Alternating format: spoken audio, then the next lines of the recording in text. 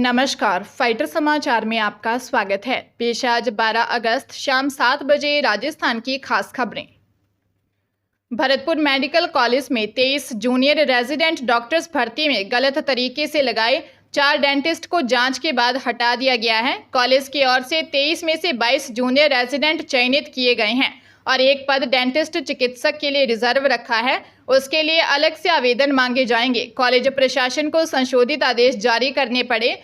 Junior resident की भर्ती के लिए आवेदन मांगे गए थे। इसके बावजूद भर्ती में बीडीएस डेंटिस्ट को नियुक्ति दे दी। अब प्रशासन ने संशोधित आदेश में सफाई दी है कि 2 जुलाई को जारी विज्ञप्ति में जूनियर रेजिडेंट की न्यूनतम योग्यता एमबीबीएस बीडीएस लिखी जानी थी, लेकिन सिर्फ एमबीबीएस लिखा गया।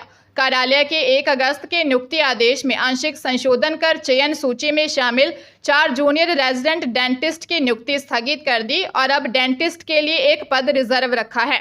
प्रिंसिपल डॉक्टर तरुण लाल ने बताया कि 4 डेंटिस्ट हटा दिए हैं। बिहार के सिद्धेश्वर मंदिर में मची भगदड़ से 7 लोगों की मौत हो गई। सावन के सोमवार की वजह से मंदिर में जबरदस्त भीड़ थी।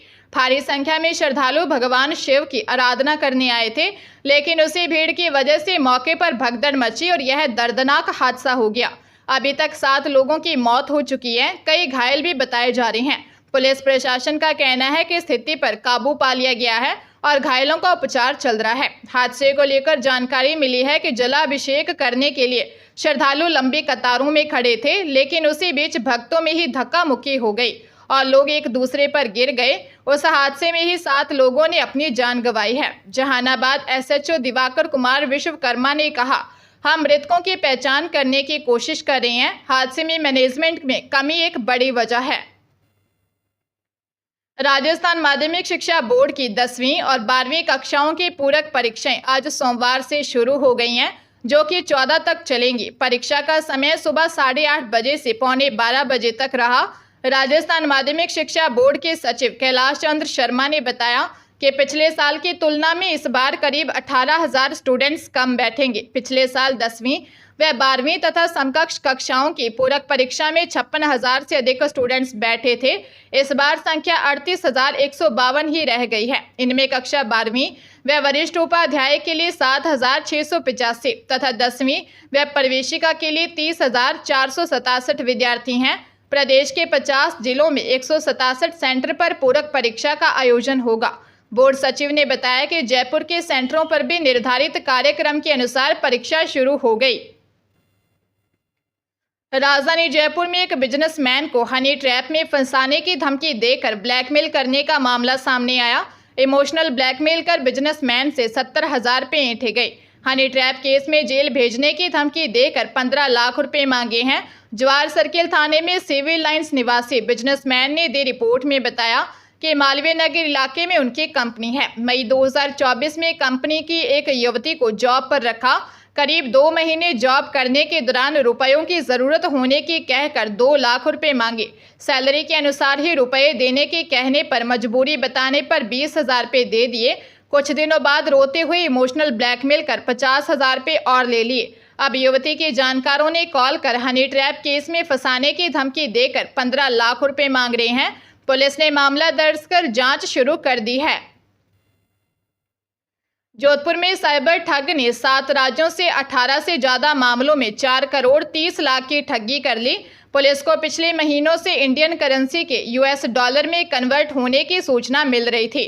महामंदिर थाना पुलिस ने मुखबिर की सूचना पर इसे ठगी के रुपयों से खरीदी स्कॉर्पियो कार में घूमते हुए पकड़ा। फिलहाल पुलिस युवक से पूछताछ कर रही है और यह पता लगाने का प्रयास कर रही है कि इसने 4 करोड़ कहां खपाए और इसकी गैंग में कौन कौन शामिल हैं। थाना अधिकारी शिवलाल मीणा ने बताया कि मुखबिर से ठाकुर वीरेंद्र नगर मंडौर निवासी 24 वर्षीय जयेश राज पुरोहित द्वारा साइबर ठगी के पैसे को अवैध तरीके से डॉलर में बदलने की सूचना मिली थी।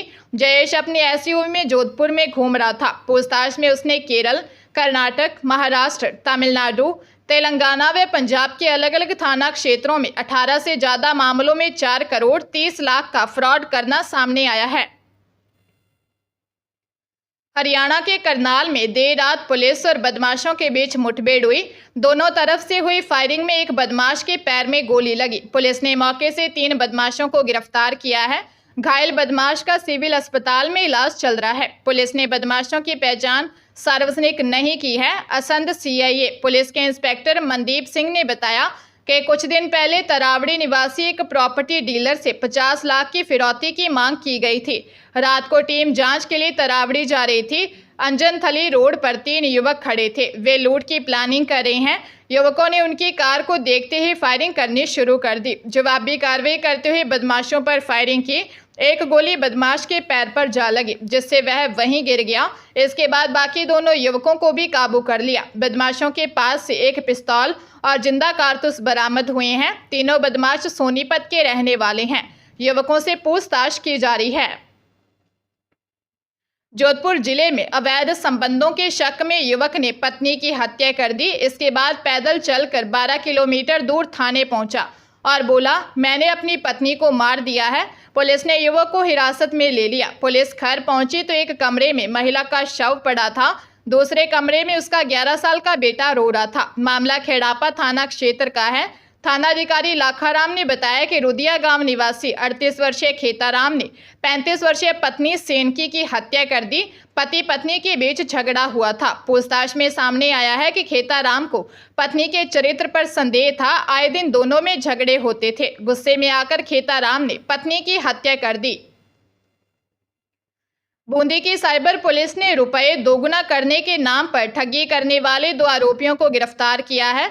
मामले में पुलिस पहले ही मास्टरमाइंड को गिरफ्तार कर चुकी है। पहले गिरफ्तार आरोपी से पूछताछ में अन्य लोगों के नाम सामने आए हैं। ऐसे में पुलिस को साइबर ठगी करने वाले के बड़े नेटवर्क के खुलासे की आशंका है। एसपी हनुमान प्रसाद मीणा ने बताया कि 5 अगस्त को इंदरगढ़ थाने में साइबर ठगी का मामला दर्ज हुआ था। जांच के दौरान सामने आया था कि कुछ शातिर लोग सोशल मीडिया पर ग्रुप बनाकर रकम दोगुना करने का झांसा देकर लोगों को फंसा रहे हैं।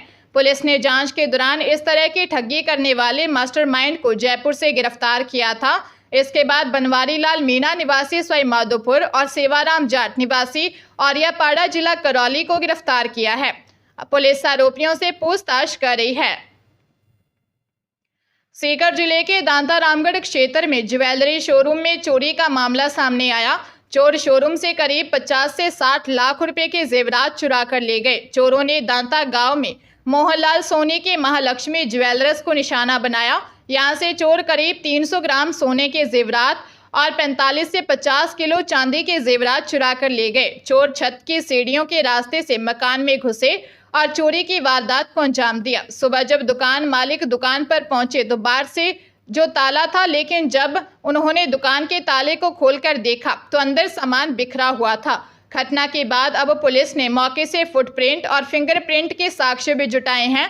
फिलहाल अब पुलिस चोरों की तलाश में जुटी है। चोर सीसीटीवी कैमरा डीवीआर भी चुरा ले गए। दौसा जिले के सिकंदरा थाना पुलिस ने अश्लील वीडियो वायरल करने की धमकी देकर महिला से दुष्कर्म के आरोपी को गिरफ्तार किया है। थाना इंचार्ज सोनीलाल ने बताया कि 27 जून को पीड़ित महिला ने विजेंद्र मीणा के खिलाफ अश्लील क्लिप बनाकर वीडियो वायरल करने की धमकी देकर दुष्कर्म का मामला दर्ज करवाया था। इस पर पुलिस ने जांच करते हुए साक्ष्य जुटाए और आरोप प्रमाणित पाए जाने पर आरोपी को गिरफ्तार किया। पुलिस ने कोरडा कला निवासी आरोपी विजेंद्र मीणा को गिरफ्तार किया है। पुलिस आरोपी से पूछताछ में जुटी है। झुंझुनू के 3 नंबर रोड स्थित Sawari fin care limited finance company के ऑफिस में चोरी की वारदात सामने आई है। 3 अज्ञात चोर फाइनेंस ऑफिस में रखा लैपटॉप व 2 चार्जर ले गए। चोरी की घटना वहां लगे सीसीटीवी कैमरे में कैद हो गई। फाइनेंस कंपनी के मालिक को जब इसकी जानकारी हुई तो उसने पुलिस को शिकायत दी। पुलिस ने मामला दर्ज कर जांच शुरू कर दी है। औरंगपुर आगरा निवासी सूरत सिंह ने कोतवाली थाने में लैपटॉप व 2 चार्जर चोरी की शिकायत दर्ज करवाई है। शिकायत में उसने बताया कि उसने 3 नंबर रोड स्थित रिलायंस पेट्रोल पंप के पास फाइनेंस कंपनी का ऑफिस बना रखा है। रात को अज्ञात चोरों ने ऑफिस का ताला तोड़कर वहां से लैपटॉप और 2 चार्जर चुरा लिए। पुलिस अज्ञात चोरों की तलाश कर रही है।